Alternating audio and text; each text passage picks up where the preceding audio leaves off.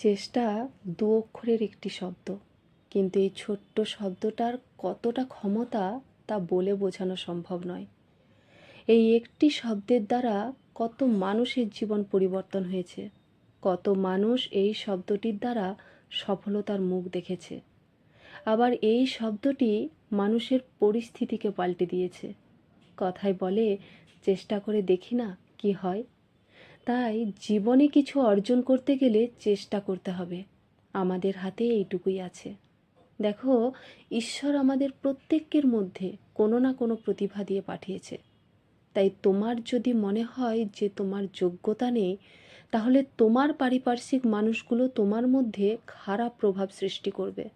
তারা দুর্বল করতে চাইবে যে তোমার দ্বারা কিছু হবে না। কিন্তু যারা তোমার কষ্টের বা মন খারাপের কারণ হবে, তাদেরকে জীবন থেকেই এলিমিনেট করো। লক্ষ্য স্থির করো কিছু করার। সময়কে গুরুত্ব দাও। দেখো, প্রতিটি মানুষের জন্য 24 ঘন্টায় বেঁধে দেওয়া হয়েছে। এখানে আমার জন্য একরকম বা তোমার জন্য আরেক রকম, এটা কিন্তু না। আর 24 ঘন্টার মধ্যেই আমাদেরকে স্বপ্ন পূরণের জন্য চেষ্টাটা চালিয়ে যেতে হবে। কত ঘন্টা পরিশ্রম করবে, কতটা মেহনত করবে, তা তোমার হাতে। যারা ধনী ব্যক্তি, তারা 100% চেষ্টা করে সফলতা পাওয়ার জন্য। তারা সময়কে পূর্ণ মর্যাদা দেয়। তাহলে তারা যদি পারে, তুমি পারবে না কেন? তুমিও 24 ঘন্টার মধ্যেই সম্পূর্ণভাবে চেষ্টা করো, ঠিকই সফলতা পাবে। মনে রাখবে, অলসতা হলো ঘুণ পোকার মতো। যত অলস হবে তত এক ধাপ করে পিছিয়ে পড়বে। তাই লক্ষ্যটাকে আজই কাজে লাগাও, কাল নয়। তুমি ভবিষ্যতে সফল হবে না বিফল হবে, তা নির্ভর করছে সময়কে কতটা কাজে লাগিয়েছ। হয়তো প্রথম প্রথম তুমি ব্যর্থ হবে, কিন্তু মনে রাখবে, ব্যর্থ থেকেও তো অভিজ্ঞতার জন্ম হয়।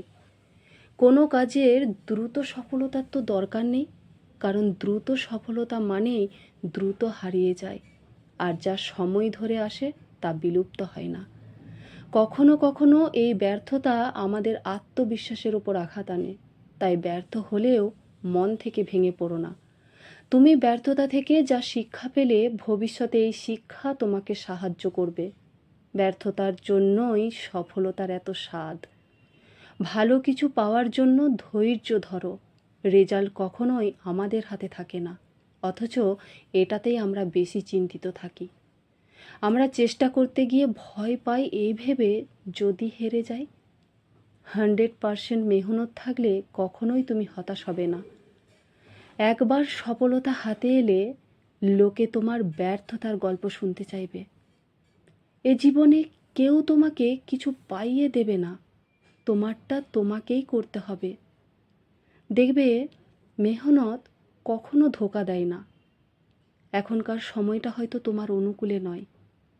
চেষ্টা করতে গিয়ে হয়তো আরেকটু হলেই, হয়তো একটা ভালো সময় বা ভালো মুহূর্তকে কাছে পেতে গিয়ে তার আগেই আমরা হাল ছেড়ে দিই।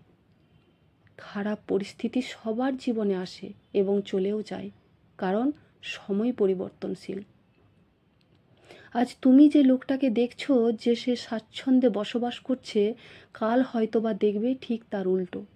শুধুমাত্র সময়ের খেলা। তাই চেষ্টা না করে হাত গুটিয়ে বসে থেকো না। লক্ষ্যহীন মানুষ মৃত ব্যক্তির ন্যায়। একটা মানুষ জীবিত থেকেও মৃত কখন হয় জানো? যখন সে চেষ্টা না করে পরনির্ভরশীল হয়।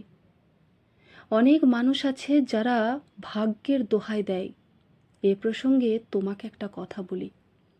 একটি মহিলা জ্যোতিষকে হাত দেখিয়ে জানতে পারে তার দ্বারা উপার্জন সম্ভব নয়, কিন্তু বর্তমানে তিনি একজন নামকরা ইউটিউবার।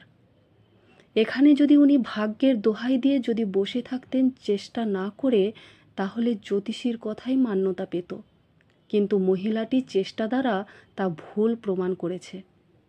তাই ভাগ্যের দোহাই দিও না। কত মানুষ সক্ষম হয়েছে এই চেষ্টা করেই।